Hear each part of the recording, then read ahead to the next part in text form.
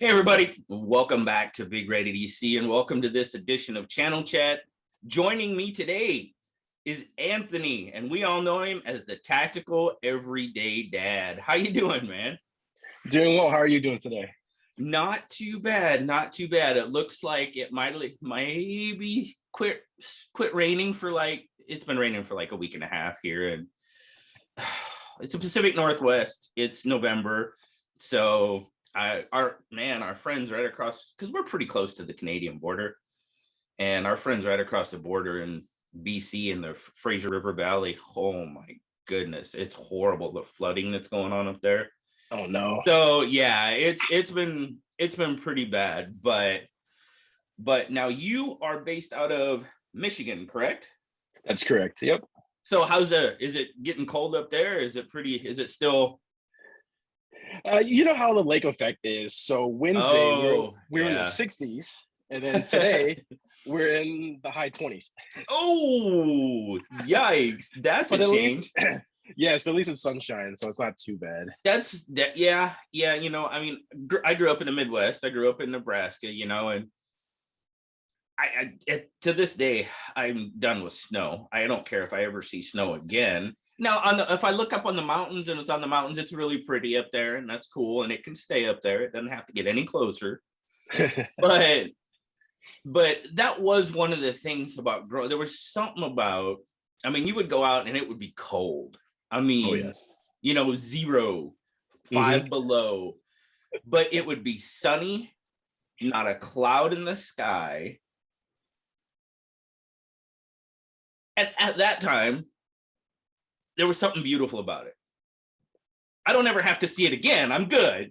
But no, but it was. It was just, it was sunny like that. It was just, there was something about it, you know. It is. It's like the peaceful, cold calm. It's hard. It's hard to explain. You actually have to experience it once in your life to understand. Like it's freezing below 0 cold, but it's just blue skies, sunshine. Yeah. It's just weird. I understand. I understand what you're saying. And you know, sometimes you can almost like see the ice crystals in the air. Oh yeah. And yeah. I mean, like I said, it was cool, and it is cool. I don't have. I experienced it. I'm done with it. But yeah. There's just something about it. But so, Tactical Everyday Dad, the channel. Well, I'm going to start out like I start out with pretty much everybody, Anthony. So, what actually got you interested in knives, or how young, you know, or what? And if you can remember, maybe what was your first knife? So a funny story is, when I was about 5 years old, my grandfather gave me a Swiss Army knife. And I actually took it to school not knowing it was not a good thing to do. So I ended up in the principal's office, and my mom was called in. And then she was like, "Where did you get that from?" I'm like, "Grandpa." Sold him out. Oh, you sold him out. Dinner at the house that night was not fun. Oh, no. No, but so once that happened, my mom was like, "You know what? Since you like that kind of stuff so much, why don't we enroll you in like Boy Scouts or something?" There you go. There you go. And then so that led to a further love of knives, because, you know, like bushcrafting and stuff like that, a knife is the #1 tool you're going to use, besides an axe or hatchet and stuff like that. Sure. So yeah, and then the first knife I ever had that wasn't a multi-tool of that sort, it was actually I forgot the name of it. It's a Gerber. It's okay. The one that had the built-in like little screwdrivers in the back of it. I just don't remember the name of it though. Yeah, I think you know which one I'm talking about. It was a thumb stud flipper with 2 built-in screwdrivers, and then the body had kind of like a fake carbon fiber inlay almost. So I can picture it. Oh, but yeah. God dang it, now to come up with that name. No, I get what you're saying though. Well, you know what? You were talking about, you know, a Swiss Army knife being your first. That was my first, absolutely. I actually found it. We were visiting my aunt and uncle, and I just found it. You know, they lived in a trailer park, and there was like a service road that went all around, and me and a couple of the other kids in the park, we were just walking around, and there it was laying in the road. You know, it wasn't a Victorinox, it was a Wagner at the time. Oh wow, but yeah. it was a camper. That was the first one. I think, I think a Swiss Army knife, it is a lot of people's. I think that ends up being the first for quite a few people. Mm-hmm.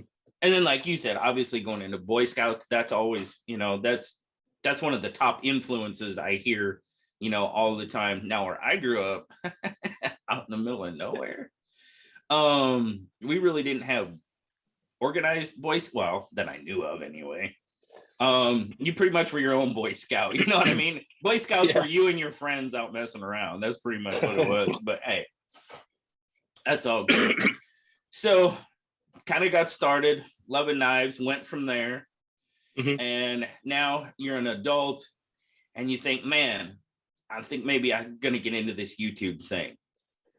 So what was the inspiration for Tactical Everyday Dad? I love that name, by the way. That's just awesome. Thank you. It's awesome because I mean, you can tell it's born from life. Yes. Mm-hmm. Yeah.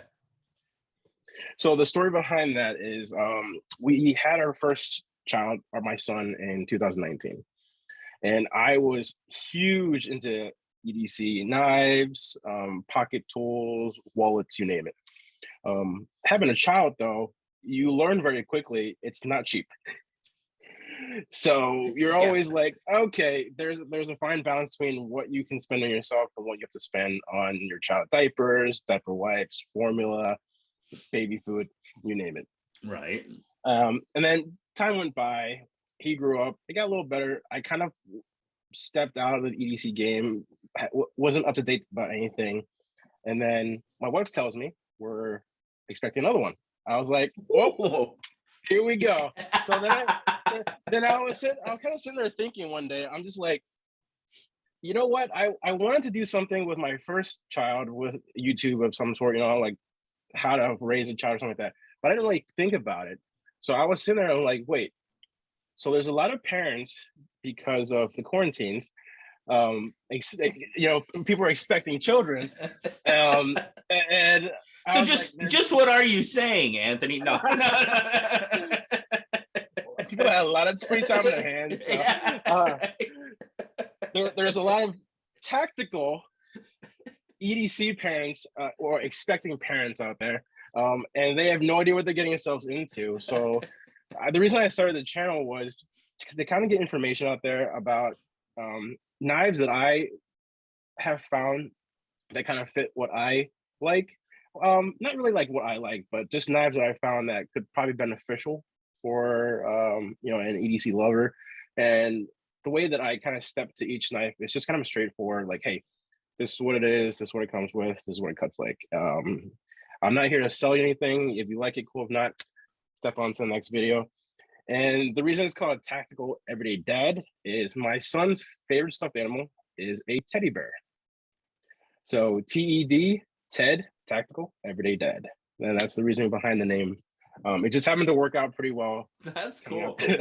So I know in your image it's the teddy bear. Yes. So that works, man. That works. So just out of curiosity, how far apart are they? Let's see. So they're about 2 years and 3 months.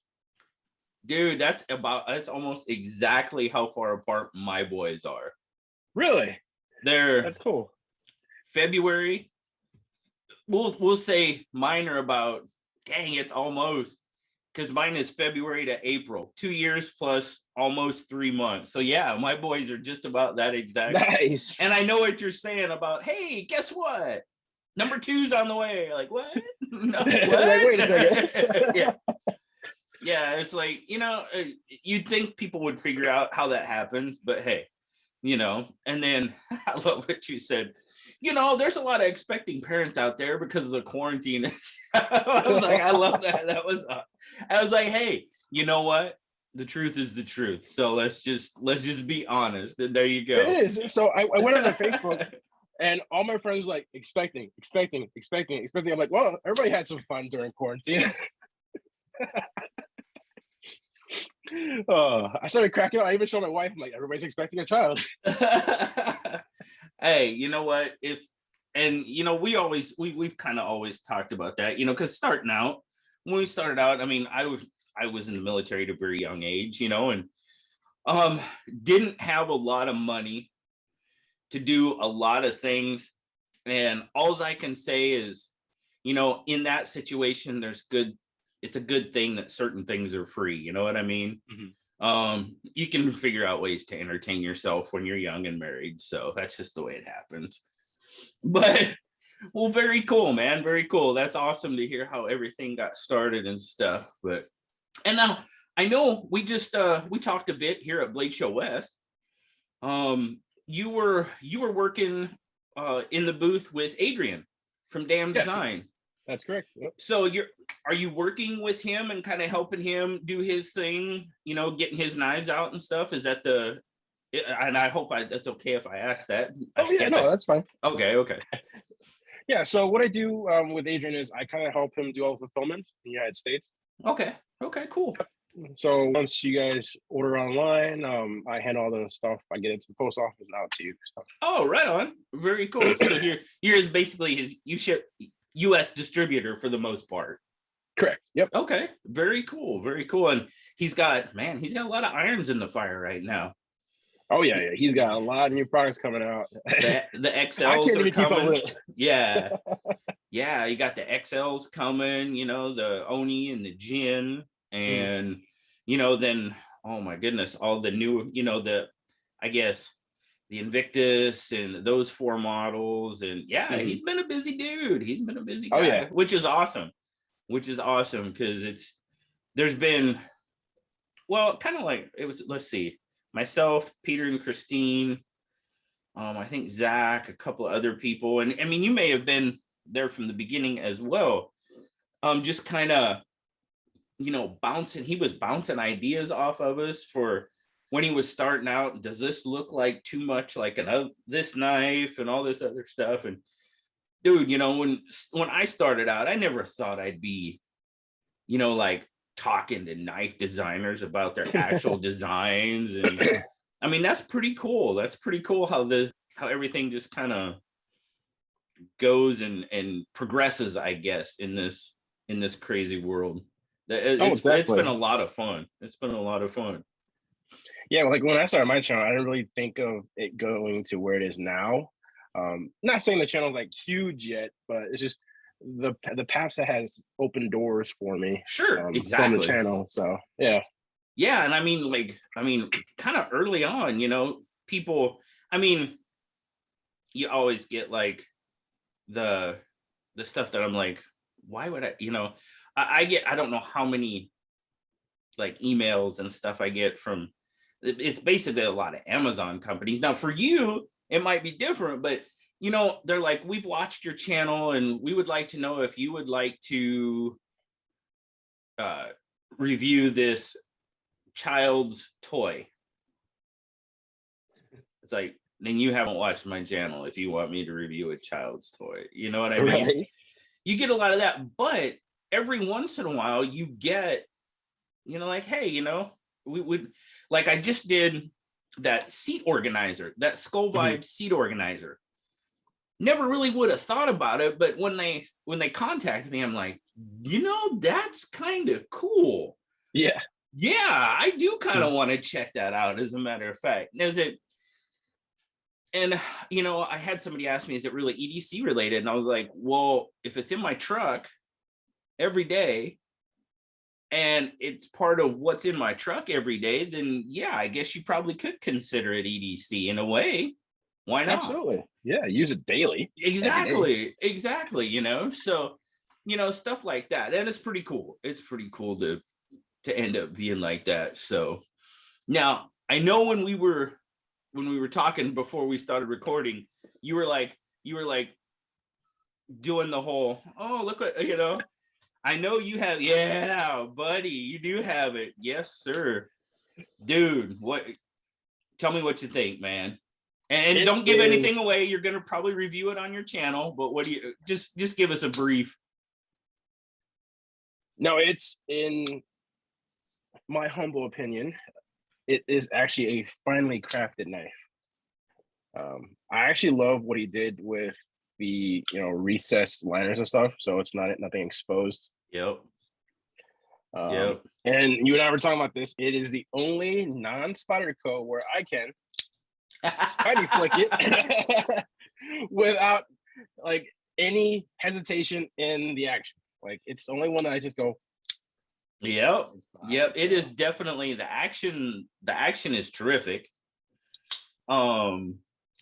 Yeah, Artisan did a very good job on these. They did. They did. They really did. For They really did. So yeah, I love everything about it. It's awesome. Yeah, and I'm super stoked for Dylan.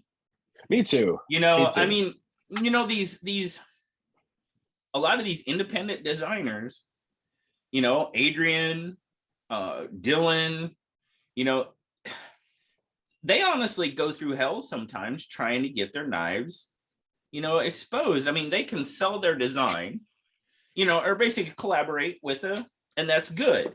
That's good. It gets their name out there, you know, like Dylan. I mean, he's done knives with Artisan and the CJRB and Civivi, and it gets your name out there.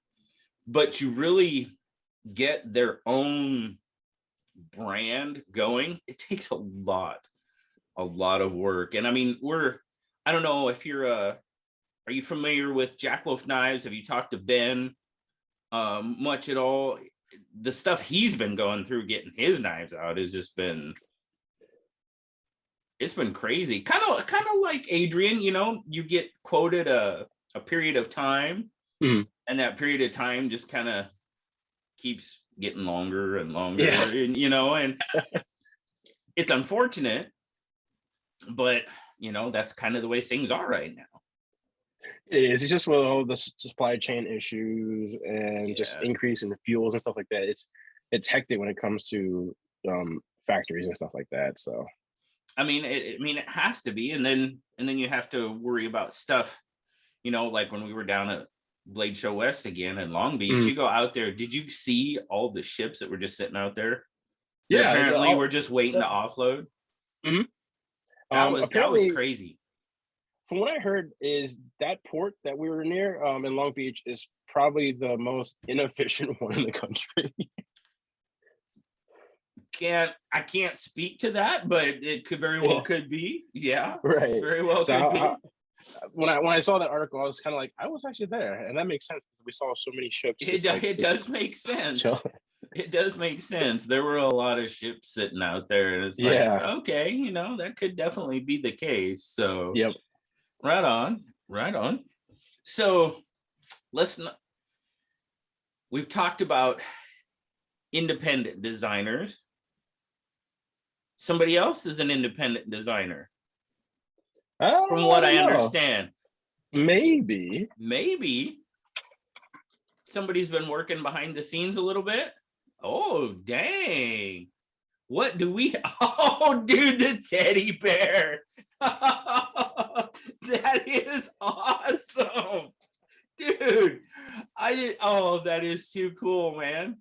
The teddy bear with the headband. With the headband. I'm trying to get a little better. There we go. Nice. Dude, that is awesome. So what do we have there? So this is the car mode, which is actually a Canadian bear. It's very similar to a black bear, so I decided to name this particular knife that. I originally was going to name it the Black Bear because this is a Michigan-based knife. Okay.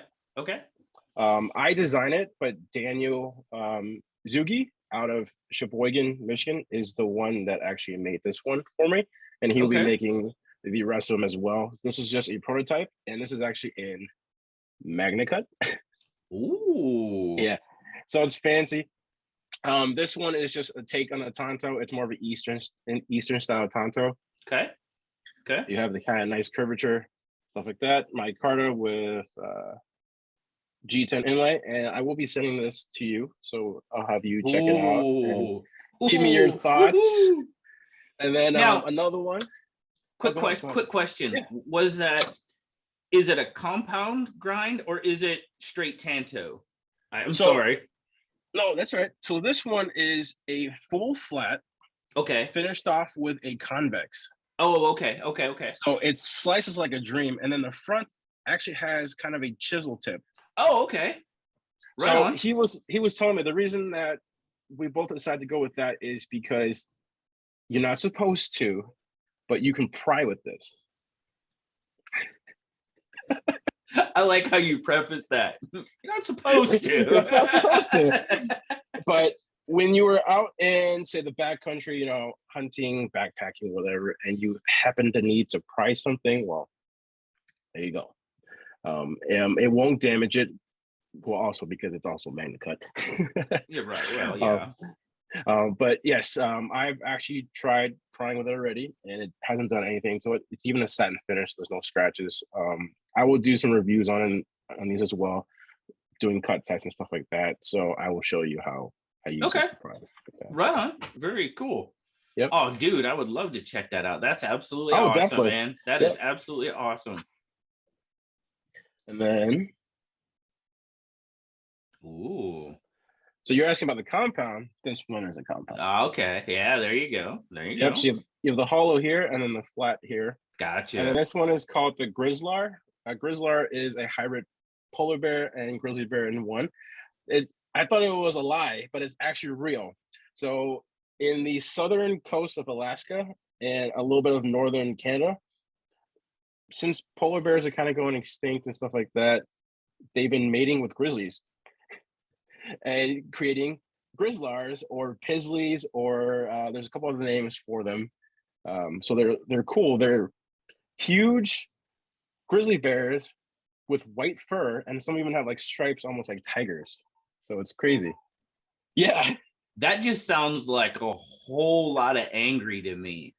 Oh yeah, because a polar bear is the largest bear out there, and a grizzly is just a very mean dude. Wow. So you put the anger with the size. It's just crazy. Yeah, that just sounds like no, thank you. Wow. Dang. Okay. All right. Yeah. And now it has its own knife. So there you go. Yep. So this one is produced for me by Hephaestus Machine Works out of Anaheim, California. Oh, really? Okay. Yep. They do a couple things with like Jade Crates knives and Service knives. They do some collaborations with those companies and stuff as well. So this is my take on so you have kind of that American Tanto. Okay. However, instead of being a kind of straight Tanto, it has a slight curvature to the front. You still have that sharp angle here, but now you have a belly. Yeah. On a Tanto. Yeah. So most Tantos are just kind of a straight blade. Right. And, exactly. You know, this one gives you a little bit more sliciness and a shorter profile for, you know, everyday carry. That's nice. And it looks like you've got some forward jimping. You got a couple of spots of forward jimping there for nice. Yes, so nice. Hold like that, or you need to do more finer tasks. Oh, yeah, absolutely. Oh, yeah, that's cool, man. And then these will actually be in S45 VN. Okay. And then as well as 3V and then S35. Oh, see, oh, wow. Okay. So quite a different variety. That's cool. Yes, because, you know, some of the guys that love 3V. However, myself using this for everyday carry, I want to have something stainless. So I don't have to worry about, you know, especially in Michigan, if it's under your jacket or something, the humidity that your body temperature and the air creates and stuff like that. So sure. And you know, you talk about that, and that's one thing that I was really concerned about up here in the Pacific Northwest, because like now this time of year, like in the summertime, we don't have humidity like you talk, you know what I mean, like you do back there. But I mean, this time of year, it rains for 5-6 months straight. Yeah. So it's kind of wet, but I just don't have an issue with my carbon steel. And that really surprised me. Mm-hmm. That really surprised me quite a bit that I don't. And now, I mean, when I take them to work and I use them, because I work in a wharf and I work in a, well, I mean, it is it's kind of a brackish water, but it is more saltwater environment. But yeah, I mean, I try to take care of my knives, clean them off, you know, after I use them and stuff. And I'm really amazed that I don't have the issue that I thought I would with carbon steel blades. So, I mean, I'm lucky. I'll consider myself lucky, put it that way. No, I'm kind of the same way too because I used to carry a lot of D2 all the time, and one of my favorite OTFs for a while, just to use as like an everyday beater one, is the Boker Klishnikov OTF, Okay, sure. and then that one's D2, and I kept that in my pocket for almost a year. And especially being inside the casing of the handle, you Right. would think it would collect humidity and something. I've never had any issues with that one. There's no rust, no nothing, and I use that daily, and I don't even actually clean it off. So I just feel like it's the kind of finishes on the knife and how it's heat treated and stuff like that, because you can have carbon steel and sometimes have issues, and then have carbon steels and never have issues. So it's just all depends. Yeah, and you hear about stuff like that. Now, I actually have a guy I work with, okay, and kids don't do what I'm about to tell you at home. I don't really recommend it, but he has a Kubi Eris. Okay, not sure if you're familiar with the model, but anyway, he has a Kubi Eris, and it's D2. It's a stonewash D2 and a carbon fiber handle. He calls it his Cascade knife. Oh no. Because he washes it in the dishwasher. And again, not that I recommend you do that, but this knife, and I mean, he doesn't, we'll say he's not overly friendly to his knives. But I tell you what, this knife has very little rust on it. It has a few spots. He's never oiled it, according to him.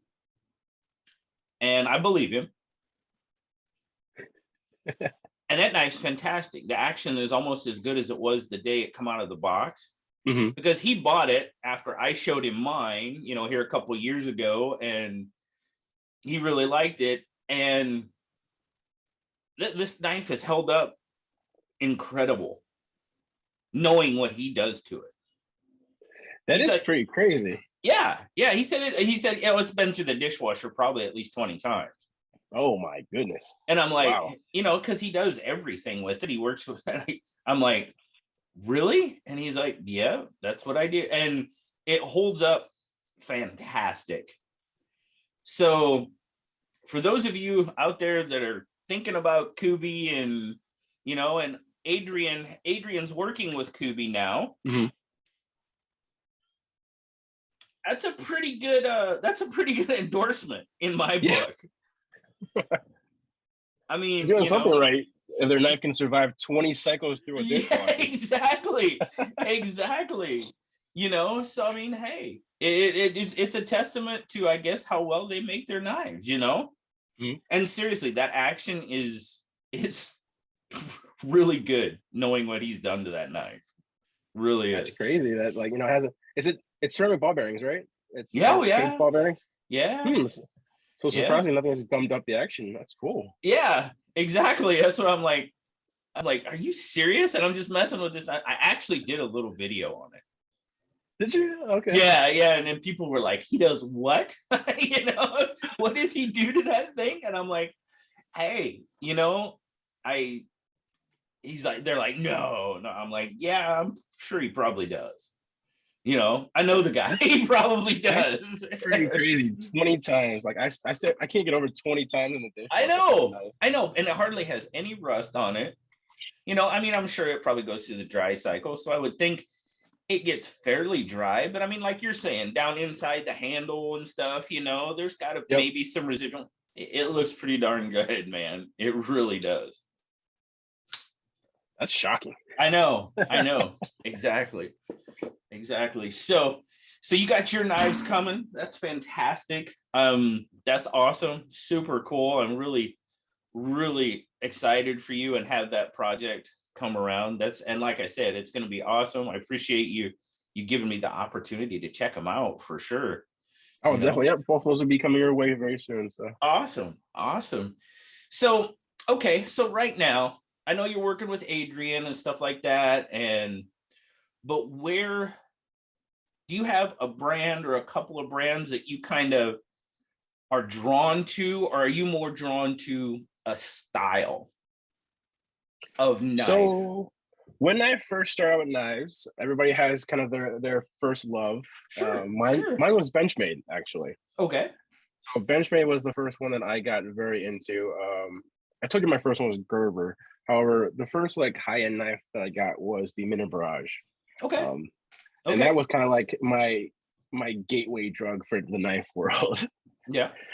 Yeah. So that led to one thing and another. Now, as a more experienced EDC person, you're you're actually right. It's more of a style now. I'm not drawn to just one brand or the other. Mhm, mhm. Um, just sometimes because the politics behind the brands I don't really agree with, but at the same time I don't care. um, I just kind of like the style, and then sometimes like Dylan, his designs are with different manufacturers. Sure. So I kind of gravitate towards, say, like if I like Dylan's designs, I would get his from each manufacturer instead of Sure. just getting one from like from Civivi or just one from Artisan. Exactly. Um, the designs that kind of speak to me nowadays is like that.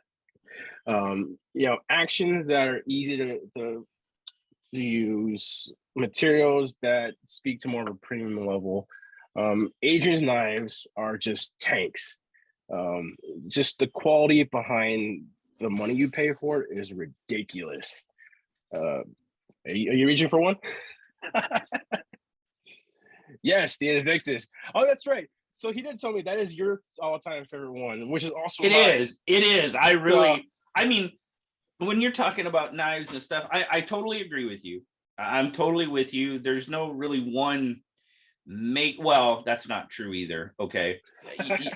I love what Finch has going on. And I talk about it all the time, and people are probably sick of hearing me say it.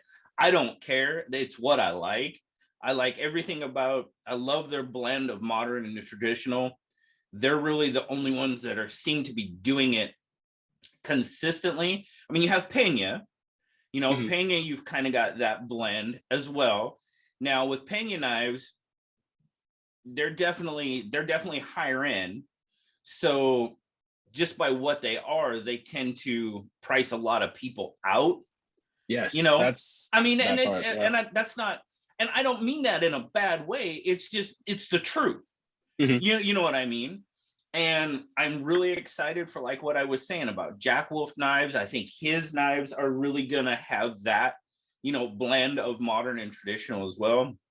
But just what Finch is doing with that blend, I love their brand. I really do. They've yet to disappoint me, and I don't see it happening anytime soon. I'll be honest with you.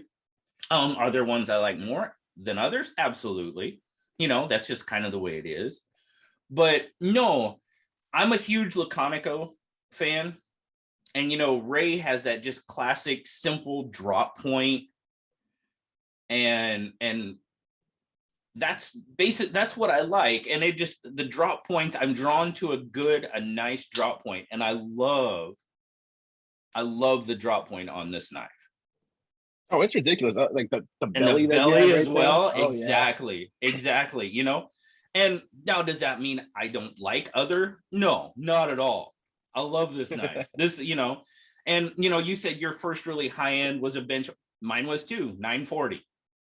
Yeah, there you go. That reverse Tanto, it was a little Yep. different. It was, and I was like, okay, I can kind of dig that. Right. And but it just seems like that, the drop point is what pulls me back. You know what I Mhm. mean? Oh yeah. And that's why I like this one so much. Yeah, drop points and tantos are kind of my go-to blade shapes when I'm trying to pick out a knife. And when I say tantos, not all tantos, of course. The quote unquote American tanto with the more sharper angles, it's not always the most versatile. But tantos that kind of have like a nice curvature to it, kind of almost has a drop point cutting profile to it. Okay. Is Yep. is more of like what I would gravitate towards, like kind of like that. So Right. Okay. and then OTFs have been kind of a staple in my setup at all times. Like this axial shift is what I've been carrying lately, and they're doing a pretty cool thing. Is they're all American made out of Utah, Cool. and I've just kind of been gravitating towards their designs, and it just feels good in the hand. And so I don't always just kind of stick with one brand. I kind of like Yeah. go to like all different stuff, and if somebody's innovative, I like to see like the new stuff. Or if somebody's like you said, like Finch is bringing back the old school stuff, but kind of mashing a little bit of modern to it. That's Yeah. cool too. Because you just Yeah. did one on the Harvester, right? Is that or the yeah, that's sweet because like you said, it has an old school feel to it. However, of course, they put a modern touch to it. So Oh yeah, it's a flipper, it's a frame lock, or bolster lock, however you want to. mhm. But it's got that kind of sodbuster feel to it with that kind of ram's foot, or kind of some end up calling them a half hawk, but it does it's just got that, and then they'll come out with something like this. This is the devil's finger. Now this is probably a little bit more towards the modern side, Mhm. but I like what they did with this one because this was their first model that actually had a reversible pocket clip. And Oh, that was one of the things that I'd always heard, is, oh, it's not a reversible clip. And I'm like, yeah, I get that. I understand that.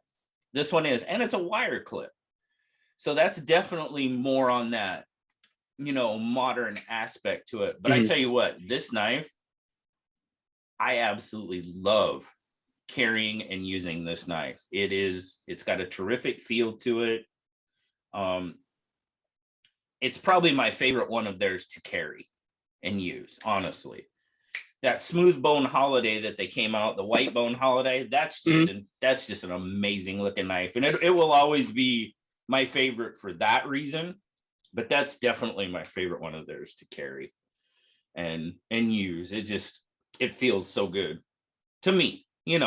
and Well, that's I've seen and heard great things about them. I have to get my hands on one of them. I haven't even touched one yet. So, right. And my goodness, they just like exploded on mhm. the scene. They come out of nowhere, and it's like, and now, I mean, if you look at their website, they've got, oh, I don't know, maybe 6 to 7 models planned out for like 3 years ahead.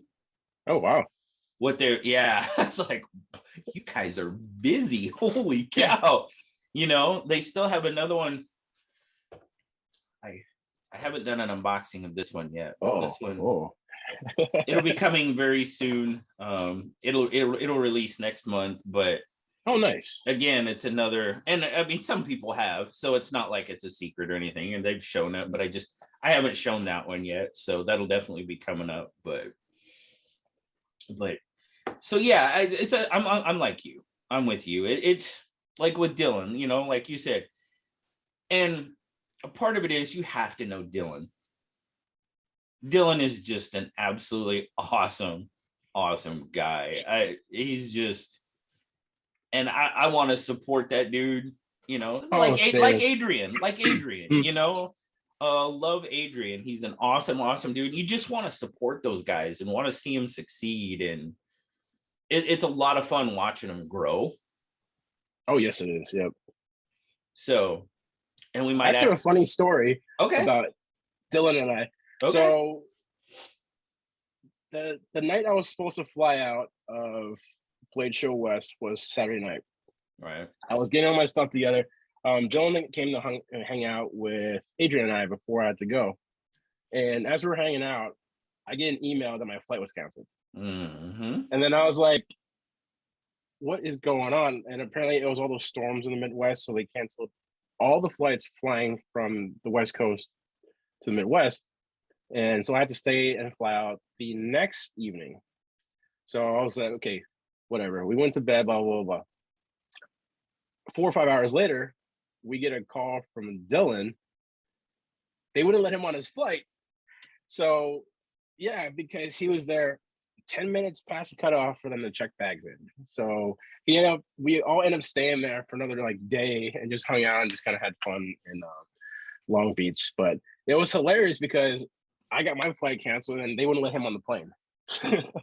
Wow. Yeah, I knew he had gotten stuck there an extra day, Yeah, but you did too. I'd heard, well, I think a lot of people did because of the yeah, storms. And then I think one of the airlines was having a few issues with not having enough people. And we yeah. actually experienced that when we flew. Well, there was four of us that went, and three of us actually got really lucky, but one guy didn't get so lucky. Oh, wow. And he got stuck in, what was it, Charlotte for a while. And there again, the airline, they just didn't have enough people to man all the flights and stuff like that. So That's crazy. it was crazy. It was crazy. But yeah, I know Dylan was like, "Hey, I'm still here." He was texting me and he's like, I was like, "Oh no, what's going on? Are are you cool? Is everything cool?" And he's like, "Oh yeah, I'm hanging out with Adrian and these guys. It's all right." I'm like, "Okay." Yeah, it was hilarious because we didn't expect any of that to happen, like either of us. So it just turned out Well, we were like, yeah. all right, we're just gonna hang out for a day. Well, that's cool. You got to hang out for a Yeah, little longer and see a little bit more of Long Beach yeah, and stuff like that. So adventures. yeah, yeah, exactly. So what did you was that was Blade Show was this Blade Show West? Was that one of you was that your like first major show being to, or had you been were you at Now, actual yeah, Blade I Show? was at actual Yeah. actual Blade Show this year was my first show Okay. ever. Okay. After I decided to do the channel, a week later, I was like, talking to my wife, I'm like, I gotta go to a Blade Show. Yeah. And she's like, what do you mean? She's like, I just started this channel. I have to go there to try and get like my face out there and to like Mhm. meet everybody. Yeah. So an hour after that conversation, I literally booked a flight, bought the tickets and everything. When I got there though, the first day, Friday, I think I did 30 laps around the whole place and didn't talk to anybody because I was just so mind blown Oh yeah. at how much stuff was there and how much I could Yeah. see and like take in.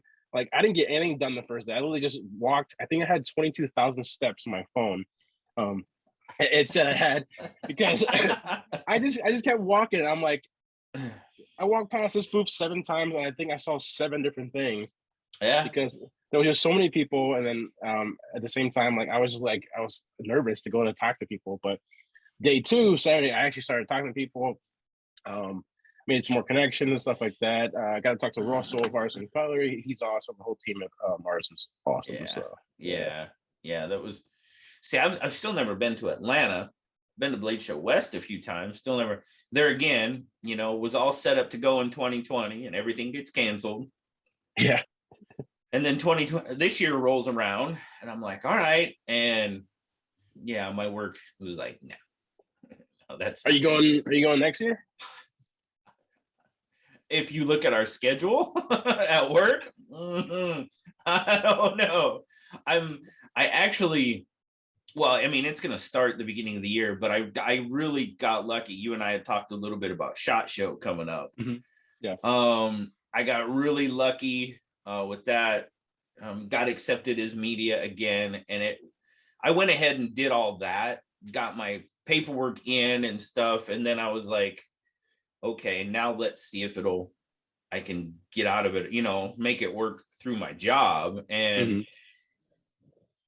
it's gonna fall pretty good for me. I mean, our schedule changes so much too. It's not even funny at work. But at that time, the way the schedule was set, my boss, was like, "Hey, yeah, we can make it work. We'll make it work." And I'm like, "Okay." So now if I put this stuff in and buy my tickets, and he's like, "No, no. If you buy your tickets and you get everything set up, we're not gonna mess with you." So I'm like, "Okay." Wow. So everything's on board right now. So I'm really looking for, and you talk about being amazed. SHOT Show is gonna be Oh, because it's that it's is ridiculous. huge. Yeah, I've seen videos of it, and I was even like, that's very intimidating. Like each of the booths are like the size of the biggest ones I've seen at Blade Show. Like Yeah, each yeah. one is like a 3-car garage size I booth. know. It's crazy. I know. That's what I've been looking at. I'm like, wow. So I mean, and like Blade Show West had plenty of intentions of going there and doing a lot more recording than what I did. Um, but I was just, oh, it's smaller, so it's a little more intimate. You Mhm. know what I Yeah, mean? you can talk with her a little bit more, and Exactly. And I just had way too much fun doing that. oh yeah, it was a I, fun I, show. I It was a really very fun did. show. So I just had way too much, obviously that's where you and I met for the first time. And I met, I met Swags for the first time. And there's just, and then I'd kind of put it out to the people that watch the channel. I'm like, hey man, if you see me there, come up, come say hi, we'll talk. mhm. And you just end up talking to people all the time. And that by far to me was the best thing about Blade Show West this year, is putting faces to those people that you talk to in your live streams and all that Mhm. other stuff. And it was it was pretty cool because we were at a booth. What was it? I think we were at the Fox booth? Yeah, because we were talking to the ladies from Brighton Blades, because they were kind of they work with Fox as well. That's Mhm. where she works. And we're kind of sitting there and we're talking about knives. And I have a guy standing next to me and he's looking, and he's looking and he does one of these numbers, looks over, and then he's like, Big Red, and I'm like, yeah, what's up, man? I just thought that was pretty cool, It is. It's to really get. cool. And trust me, I don't think I'm anybody special or anything like that. I'm just a dude that likes knives, and likes to talk about knives. But that, it kind of makes you feel good. It does. It really does. And that was So pretty cool. when I was there, I didn't wear a hat because everybody knows me by my hat. Right. So I just had my hair gelled and stuff when I was helping Adrian out. And I had a couple of guys come up to me. They're like, are you taxed over your dad? I'm like, yes, I am. They're like, oh, you're not wearing a hat. I'm like, yeah, I'm not wearing a hat. I started cracking up. I'm like, because people are like, really like, is that who that is? Yeah, I know. They're like, what? Who? Wait. Yeah. So like when you said the guy did the double take, I was laughing because like I understand that it's hilarious because it's like people are like, who? What? Oh hey. Yeah, exactly. Yeah, that was pretty cool. I met a lot of really, really awesome people, and people that have been supporting the channel. And I mean, let's face it, we're nothing without them. Correct. The people that watch the channels every day. And I mean, because those people are the people that they make it worthwhile. They Mhm. really do. And that is by far the funnest. Like me doing my lives on Saturday nights, that's by far the best part about doing this channel for me. So I keep trying to join your lives, but I'm like a grandpa now, and I pass out before your live comes on because I'm on the East Coast time and you're on Pacific Standard Time. So I'm Oh, always like, oh, Big Red trust does me, I live. get that a lot. And but man, there's a lot of people that do. But what's really cool is when you see the people from different countries. I mean, I have, obviously Canada, is right here. But I mean, you're talking about the UK. It's pretty early in the morning in the UK when I come on. Mhm. It's like 6 or so in the morning. And I've actually had guys tell me they set an alarm so they can Wow, wake up to watch it. I'm like, really? that's dedication. That's awesome, dude. That's so cool. And I actually just had somebody on, and so they just joined first time. They said something like that. First time on the live, silly hello from Christmas Island. And I'm like, okay, I know Christmas Island's way over there somewhere, but I had to go look it up to make sure exactly. It's like is it the Indian Ocean? It's kind of like north and west of Australia, I believe. Yeah, it's right in between. I think it's like you have Australia here, and then you have like Southeast Asia. Yeah, I and think it's it's kind like of right in there smack somewhere, dab in right? between. And I'm like, how freaking cool is that? That's just awesome, and that's what makes it so much fun, for Definitely. sure. You have a worldwide audience. That's awesome. It's pretty cool. It's pretty cool to see that. And I mean, you have a lot, because I mean, knife making, like in South Africa and stuff, it's Mhm. there's quite a knife industry there as well. So I mean, it's just pretty cool to see people from all around the world. That's just super cool. Super cool. And that's what Blade Show was too this year in Atlanta. It's just with all the restrictions and stuff, a lot of the European brands and stuff couldn't make it. But still, you saw a lot of people from around the world though, like a lot of brands like I think it's Honey Badger knives, right? They're out of South Africa. Is that correct? Oh, or am I wrong about that? Oh, I think shoot. I don't remember for sure exactly where they're out of. Because they stopped by and talked to us at Blade West, but I think they said, or at least one of the guys is from South. It could have been, you know. Yeah, for sure. Mm-hmm. Golly, I don't remember for sure. Exactly. But this stuff is crazy too. Like they're very inexpensive. Yeah. But those things are tanks. Like you can beat the crap out of them, use them for whatever you want to use, and keeps on trucking. Yeah. I had to get one, and that was probably one of the first knives that I could Spidey flick. Really? Was actually the Honey Badger. Flick, yeah. Was actually the Honey Badger. I'm pretty sure it was. And because I suck at it. I mean, let's face it. Me too. You see me. We talked about that. You see me struggle with it all the time. And hey, it is what it is. I can't deny it. I suck at it. I'm getting better a little bit. And then I tried to rip my finger off, and then that didn't help things a lot. So, you know, that's getting better too. And I can definitely then there we go. So we're getting there. We're getting there. So see, what I don't get is people that can Spidey flick thumb studs. Like, how do you do that? Oh, dude, I'm in awe. A lot of times I see some of these knives that people, and you know, if I have it and I'm like, how in the world do you do that? You know, I'm like, I get like, no.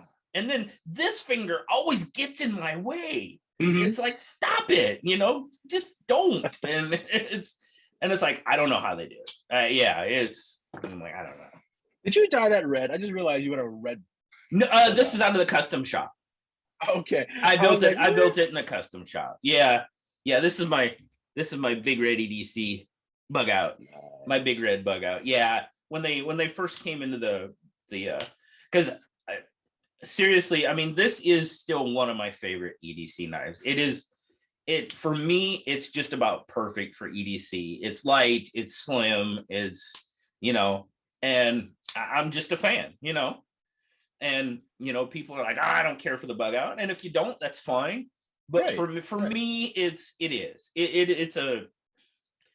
now, like I said, though, you know, this one obviously is a lot thicker, that Finch, but I like carrying it too. So, you know, it just, the mood, the day, whatever, you know, it strikes me. But really, it is. The bug out is still probably, for me, one of the best EDC knives out there. So you like the bug out that much. What is your take on the bailout?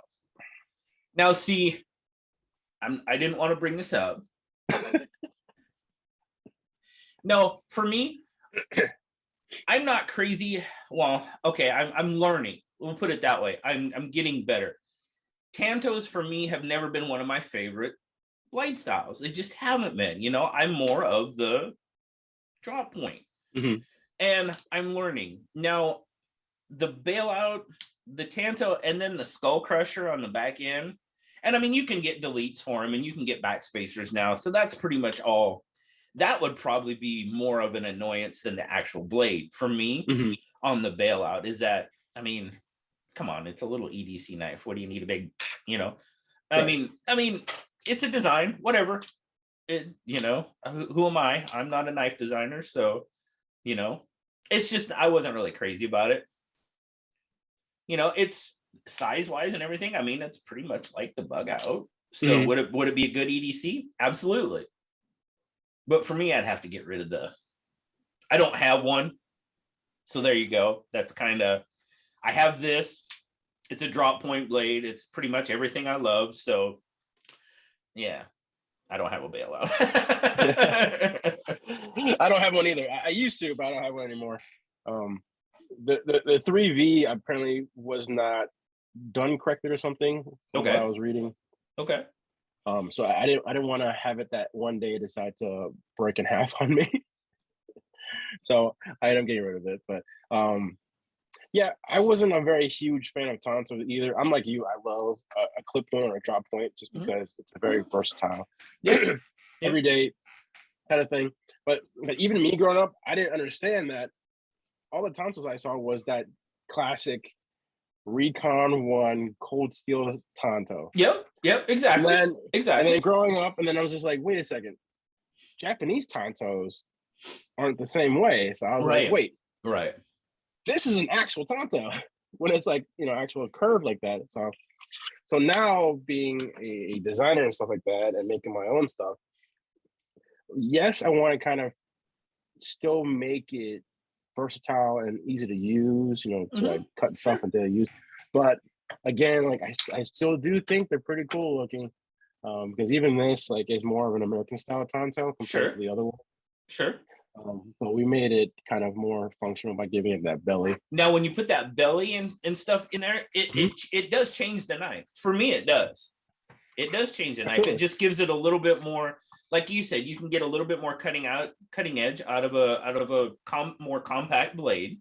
Hmm. You do get that. And trust me, that was one of the biggest reasons why I started the channel, is to learn more. And I, I still learn stuff. I'm by no means an expert, not even remotely. And that's just the way it is. And I think that goes along with the actual the evolution of knife making and the knife industry as a whole. There's always new things to learn because everybody's trying to come up with the new thing, Hmm. to make themselves stand out from the other guy, which is awesome. Like I said, kind of like what Finch does with their blend, or Demco with the shark lock. Oh, It's jeez. it's and that's cool because we as consumers and knife lovers benefit tremendously from that, Hmm. because and there's such a wide variety of knives, and that's like, I was having a conversation very recently with someone on my about a review I did on a knife, and we'll just say that they said, well, you didn't point out any of the issues that a prominent knife designer or knife reviewer pointed out. And I'm like, okay, um, what were, because I hadn't seen the review. Yeah. I'm like, so what were the issues that this person pointed out? And they told me, and I'm like, didn't find any of those things to be an issue. Right. If I thought Like. they were an issue, I would have said so. Trust me, I'm a knife guy and I love knives. But, it's no secret that when the button lock Elementum came out, I had no problem voicing my opinion on that. And I mean, as reviewers, yeah, like you said, you want to get the facts out. You want to tell them what it's good for. Our opinions do influence our reviews. They do. Okay, my opinions do influence my reviews. I try to be very, but if I like a knife, I'm going to tell you I like a knife. Oh, for sure. I'm the same way. And if I don't like a knife, I'm going to tell you I don't like a knife. Mhm. And if I say, dude, I'm digging this knife, that's the truth. Mhm. And now if it's got, issues, I'll point them out. But yeah, there was like, I didn't find any of those things to be an issue. So, and they're like, you didn't? I'm like, well, no, I would have said so. Yeah. If it made any difference to me in the knife, I definitely would have said so. And then I thought the conversation was going to go in a not so good direction, but it actually ended up very, cordial and all that good stuff, which was good. But we can have differing opinions on stuff. Absolutely. That's the Yeah. beautiful part about it. And there's so Mhm. many things, like you got the people that don't like slip joints at all. Don't like slip joints. I'm going to cut my finger off. I don't want to have anything to do with them. Roger that. Mhm. Understandable. Okay, if you don't like them, you don't like them. Or if you don't, I really hate carbon fiber on a knife. Cool. You know, that's your thing. And the beauty about it is you're going to find several knives out there that you don't have to worry about carbon fiber, or you don't have to worry about it being a slip joint, you know? And The that's, market is so huge. All this yeah, stuff, like yeah, it's like walking into Walmart. If you don't like one thing, you can go to the next aisle and you have the same thing right, in different right. configurations. So Or if you don't like Walmart, you can go to Target. You know right, what I mean? You yeah, know, like it's exactly. such a huge Yeah, market. Like there's so many different ones. Like there's so many different lock styles. There's so many different materials. yeah, There's so many different things. But that's funny that you brought it up because like your reviews and your opinion is off of how you judge a knife. Somebody else could have a completely different list of standards and stuff that they judge their stuff off of. exactly. So. Exactly. Absolutely. 100%. And that's exactly why you shouldn't just watch my review. No, you watch 4 or 5 of them before you Exactly. Yeah. Exactly. So, and, you know, I try to give, you know, my viewers, you know, okay, because I actually, you know, measured my hand, measured my palm. Okay, this is 3 3/4 inches. This is how a knife looks in my hand. And, you know, it's basically just a data point. Mhm. Somebody could go, hey, mine's 3 3/4 too. So It my might hand, fit. yeah, you know what I mean? It's just something like that. But, you know, somebody may have a much larger hand than me, and obviously it's not gonna, the knife's not gonna work as much for them. Mhm. You know, or like the mini Adamas.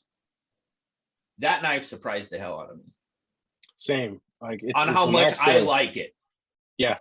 Because Because that's not, because it's going from this, and I don't have it right here on me, to a much, well, I mean, I'm gonna about to say much heftier knife, which the Invictus definitely is, but it feels very good as well.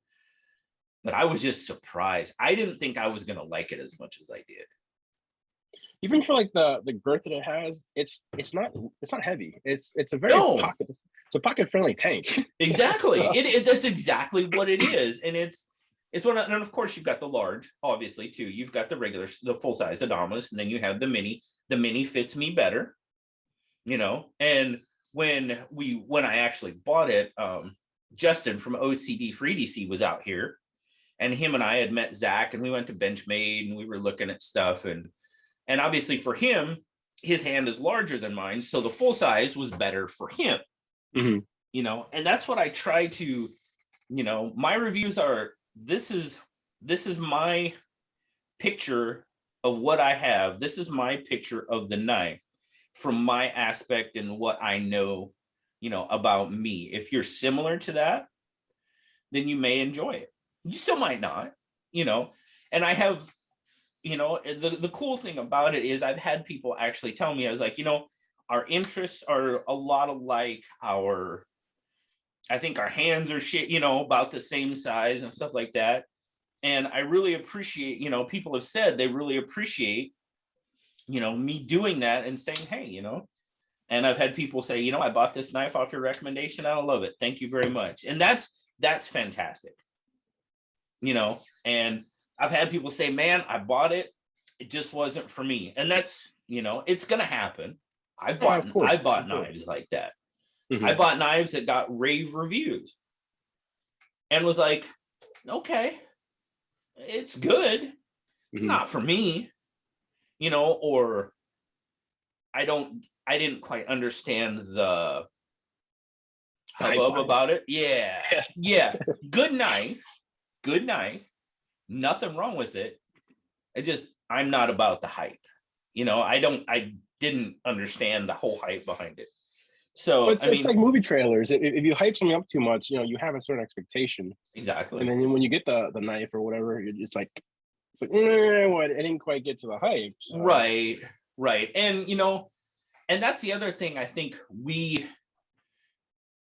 I struggle with. I can't say we.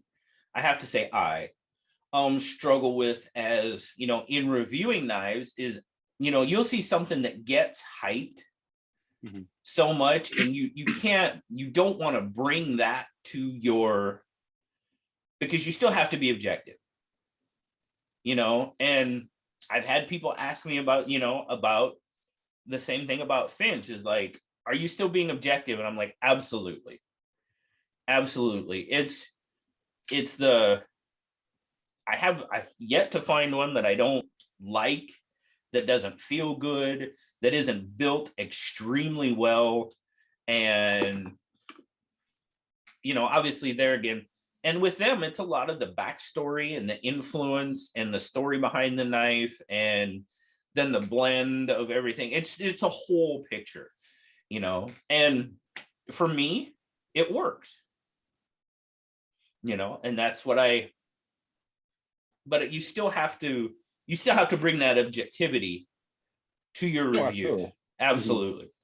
And now, trust me, when you open a knife like this and you see the card that's with it, and because I don't know if you saw, but I'll have to show you. What, you got number 1? Yeah. Okay. I'll admit. See, I knew that. I knew you got number 1. That kind of throws it. I'm not going to word it right. Throws a wrench in things, but when you see something like that, you're just like, holy crap, Yeah. I mean, sure. Does that change your view? Yes and no. Is it going to have an impact? It has to.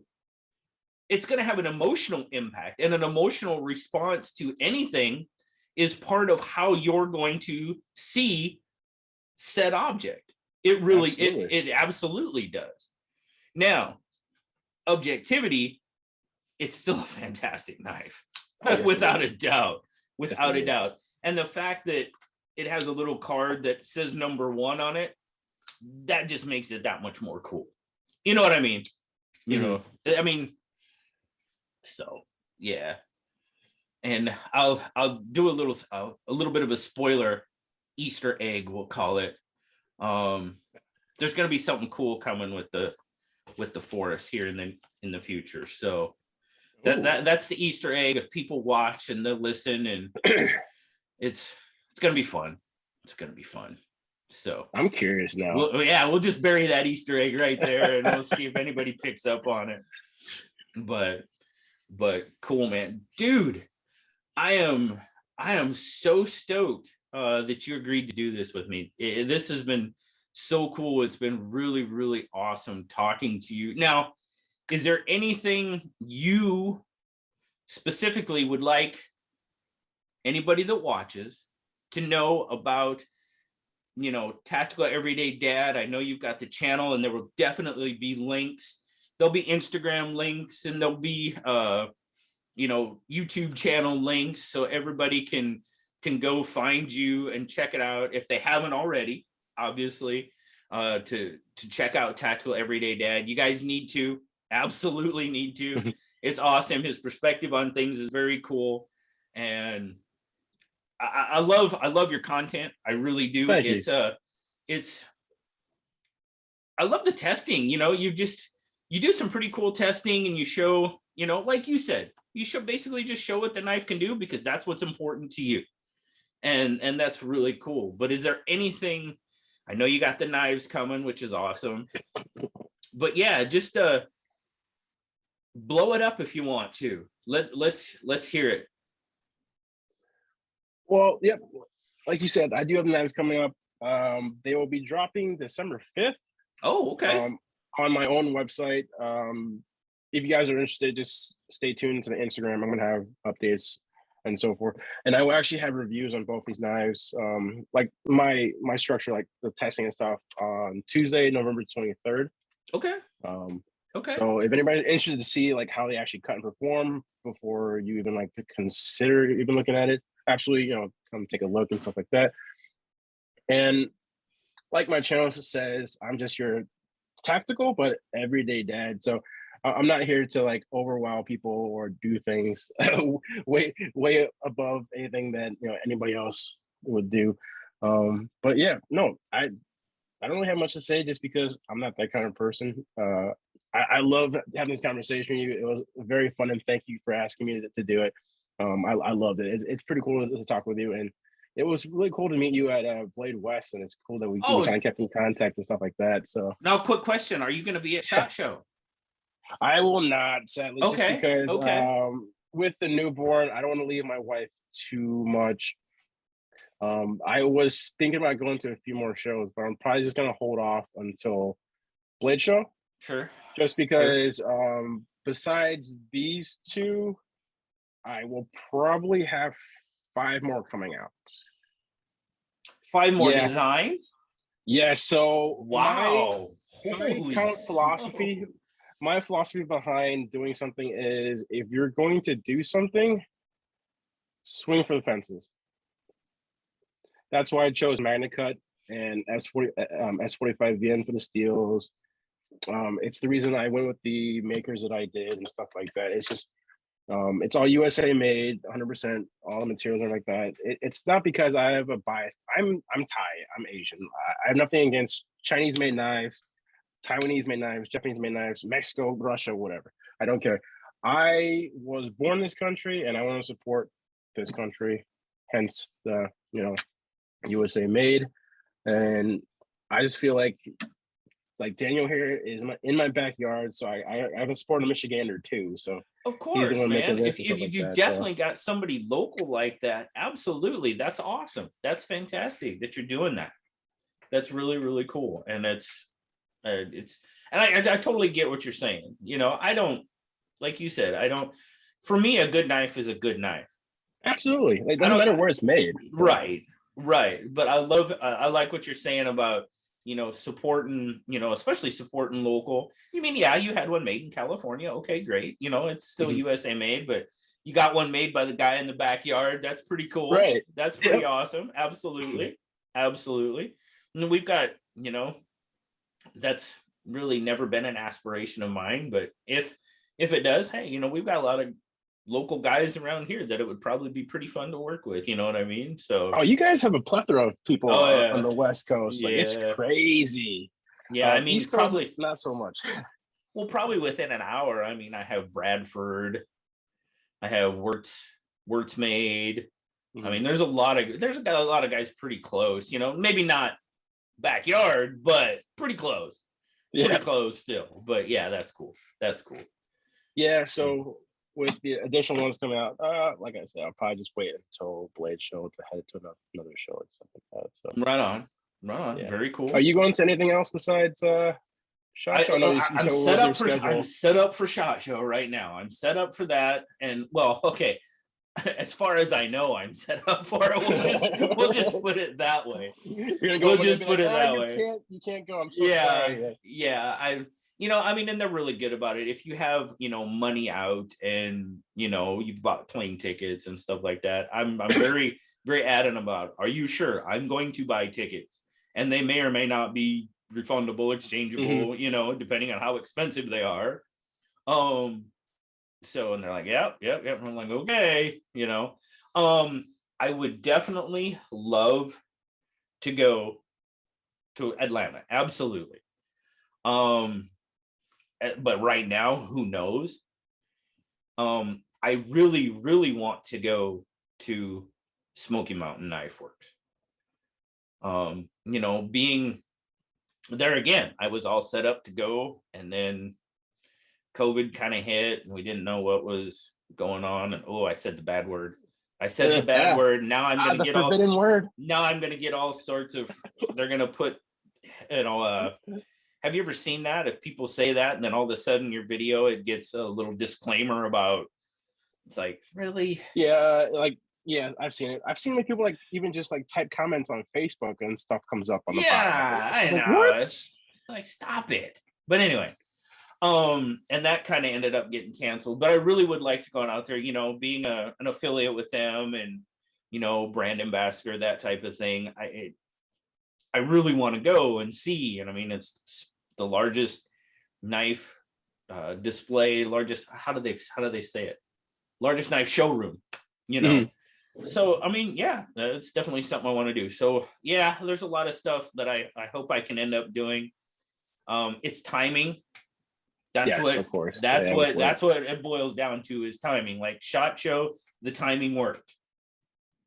So I got lucky. You know, Blade Show West, the timing worked. Mhm. You know, it's just that's what it boils down to, is timing. And if I don't end up going somewhere, that's probably why. Right. The timing just didn't work out. Well, hey, you have what, 7 months? Can you be like, well, I'm gonna put money towards this? yeah, and I probably could. I have to actually look at it. And that's what the good thing is. If we look at our schedule, the problem is now they've changed it. So we used to be able to actually, we could go in and look at our schedule anytime, excuse me. Well, now they've changed it, and it's on a secure network. So you just can't go in and look. You actually have to, like, there's one guy in our whole office that actually has credentials to be able to get on the secure network. Oh, geez. And it's like, that's our work schedule. We're working. We should probably know what our schedule, or be able to access our schedule. Yeah, it's, dude, I work for the government, and that should tell you all you need to know. But anyway, I mean, you know how it is. You know how it is. It's it's crazy. It's crazy. But yeah, so yeah, I'll have to take a look at it again. And I know, as our schedule is written right now, until August, we don't have more than a 5-day, because our work is cyclic with what we do. We work with the fleet, you know, the Navy fleet and stuff, and their availability changes all the time, and it's very cyclic. And if something changes with them, it's going to change with us. That's the way it happens. Right. But right now, we don't have more than a 4 days break anywhere in our schedule till like August. When I'm going to SHOT Show, we don't necessarily have a break, but it's light enough work that I can maybe get out of it. But it's, that's just, it's like I said, it's timing. That's basically what it is. So I'm keeping my fingers crossed. I hope. I would love to, because of course I would love to see you guys, love to see everybody again, meet everybody that you don't, from the East Coast, that you won't get to meet on the West Coast, just because vice versa, it's a ways to travel and all that other good stuff that comes into it. So, I mean, yeah, it would be absolutely wonderful to be able to go. So we'll see. We'll see how it works out. But dude, Anthony, I really, really do appreciate you coming on with me today. It's been absolutely, it's been a blast. Best of luck to you with the channel. Absolutely. Like I said, guys, there'll be links down below. You can go check out Instagram, go check out the YouTube channel, Tactical Everyday Dad. Thank you. All right, talk to you later. All right, bye.